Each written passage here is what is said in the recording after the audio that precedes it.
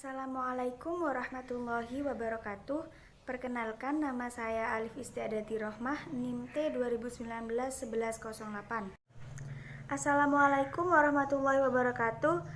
Di sini saya akan membahas pembahasan yang pertama, yaitu pengertian fikih secara bahasa. Pengertian fikih secara bahasa yaitu faqiha yafqahu, yang bermakna mengetahui, memahami, dan mengerti. Sedangkan fikih menurut istilah yaitu pengetahuan yang berupa hukum syariat yang berkaitan dengan perbuatan-perbuatan mukallaf yang berdasarkan pada dalil-dalil yang terperinci berupa nas Al-Quran dan As-Sunnah, serta dalil-dalil yang bercabang berupa al-ijma' dan ijtihad.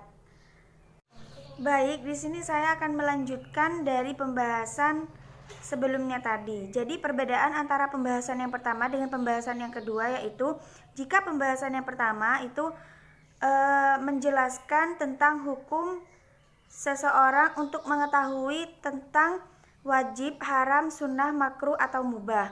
Sedangkan yang nomor dua, penjelasannya nomor dua yaitu menjelaskan tentang hukum-hukum syariat seperti contohnya haji, zakat, sholat, dan sebagainya.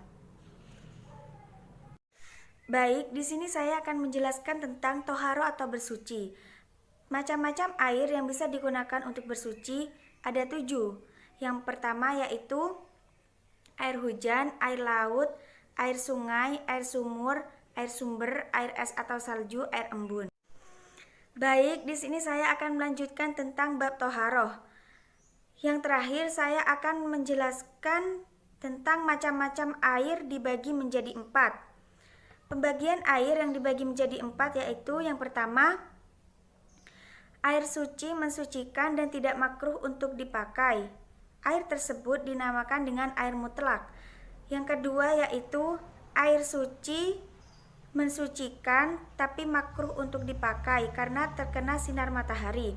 Yang ketiga yaitu air suci dan tidak dapat mensucikan karena terkena najis. Air tersebut yaitu disebut dengan air mustakmal karena telah berubah rasa dan warnanya.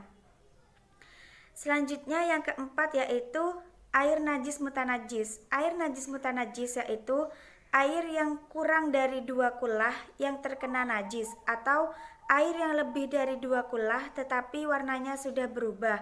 2 kullah yaitu menurut para ulama yaitu 500 kati Baghdad. Selanjutnya saya akan menjelaskan tentang sholat.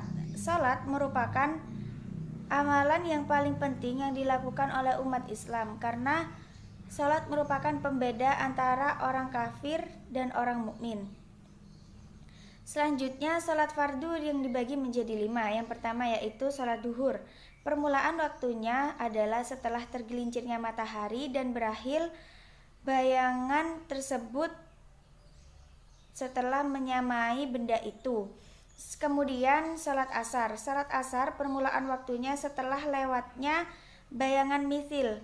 Waktu ikhtiar berakhirnya sampai ketika bayangan benda telah memanjang 2 kali lipat dari panjangnya benda tersebut dan berakhir sampai terbenamnya matahari. Salat maghrib waktunya 1, yaitu setelah terbenamnya matahari atau sampai waktu adzan berkumandang. Selanjutnya yaitu salat isya. Permulaannya waktu ketika mega merah menghilang, waktu berakhirnya sampai sepertiga malam. Selanjutnya yaitu salat subuh. Permulaan waktunya adalah setelah fajar yang kedua dan waktu berakhirnya sampai cahaya terang setelah waktu jawas berakhir sampai matahari terbenam. Selanjutnya di sini saya akan menjelaskan tentang syarat-syarat sholat. Yang pertama yaitu Islam, yang kedua balik, yang ketiga berakal sehat. Yang ketiga saya akan menjelaskan tentang macam-macam sholat yang disunahkan. Yang pertama yaitu sholat Idul Fitri, yang kedua sholat Idul Adha, yang ketiga sholat gerhana matahari, yang keempat sholat gerhana bulan, yang kelima yaitu sholat istisqa atau minta hujan. Baik, di sini saya akan menjelaskan tentang puasa. Puasa merupakan menahan diri dari hal yang membatalkan puasa, mulai dari terbit fajar hingga terbenamnya matahari. Puasa dibagi menjadi 3 bagian. Yang pertama merupakan puasa wajib, yang kedua puasa sunnah, yang ketiga puasa yang diharamkan. Selanjutnya saya akan bahas tentang berpuasa di bulan Ramadan. Hukum berpuasa di bulan Ramadan yaitu wajib bagi setiap laki-laki dan perempuan yang sudah balik dan merdeka. Tetapi tidak wajib hukumnya berpuasa bagi orang yang sedang menyusui dan melahirkan atau pada wanita yang sedang haid. Selanjutnya saya akan menjelaskan tentang orang yang diperbolehkan untuk tidak berpuasa. Yang pertama yaitu orang yang sakit, kedua orang yang sedang dalam perjalanan atau musafir, yang ketiga orang yang sudah tua, yang keempat yaitu ibu menyusui dan ibu melahirkan. Selanjutnya saya akan menjelaskan tentang hal-hal yang diperbolehkan untuk dilakukan saat berpuasa. Yang pertama yaitu rajin membaca Al-Quran, yang kedua rajin bersedekah, yang ketiga yaitu menyegerakan untuk bersahur dan berbuka, yang keempat yaitu menghindari hal-hal yang tidak boleh dilakukan saat berpuasa. Di sini saya akan menjelaskan tentang zakat. Zakat yang diwajibkan ada 5. Yang pertama yaitu binatang ternak, barang berharga, bahan biji makanan pokok, buah-buahan, dan harta berniaga. Kemudian saya akan menjelaskan tentang adapun binatang yang wajib dikeluarkan zakat ada 3 jenis. Yang pertama yaitu unta, sapi, dan kambing. Selanjutnya saya akan menjelaskan tentang syarat-syarat wajib binatang ternak ada 6. Yang pertama yaitu Islam, merdeka, milik yang sempurna sampai kepada nisab setelah setahun dan digembalakan. Kemudian saya akan membahas tentang buah-buahan yang wajib dikeluarkan zakatnya, yaitu buah kurma dan buah anggur. Syarat-syarat wajib zakat buah-buahan ini ada 4. Yang pertama yaitu Islam, merdeka, milik yang sempurna, dan sampai kepada nisab. Adapun harta perniagaan yang wajib dikeluarkan zakatnya yaitu dalam barang-barang berharga.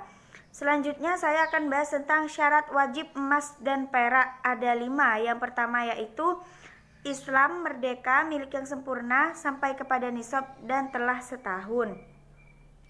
Kemudian saya akan menjelaskan tentang biji makanan pokok yang bisa dikeluarkan atau bisa dizakatkan, yaitu ditanam oleh manusia berupa bahan pokok yang bisa disimpan dan telah mencapai nisab, yaitu 5 wasak tanpa kulitnya. Baik, di sini saya akan menjelaskan tentang bab haji. Yang pertama yaitu saya akan menjelaskan tentang syarat-syarat wajib haji. Syarat-syarat wajib haji ada 7. Yang pertama yaitu Islam, balik, merdeka, punya bekal, aman di perjalanan, dan perjalanannya memungkinkan. Selanjutnya saya akan membahas tentang rukun haji ada 5. Yang pertama yaitu ihram disertai niat, yang kedua yaitu wukuf di padang Arafah, yang ketiga tawaf di Baitullah, yang keempat sa'i antara Safa dan Marwa, yang kelima yaitu cukur. Selanjutnya saya akan membahas tentang hukum umroh ada 4. Yang pertama yaitu ihram, yang kedua yaitu tawaf, yang ketiga sa'i, yang keempat yaitu mencukur rambut. Kemudian ketika memakai ihram, hendaknya bagi laki-laki untuk meninggalkan pakaian yang berjahit. Sekian presentasi dari saya, kurang lebihnya mohon maaf. Wassalamualaikum warahmatullahi wabarakatuh.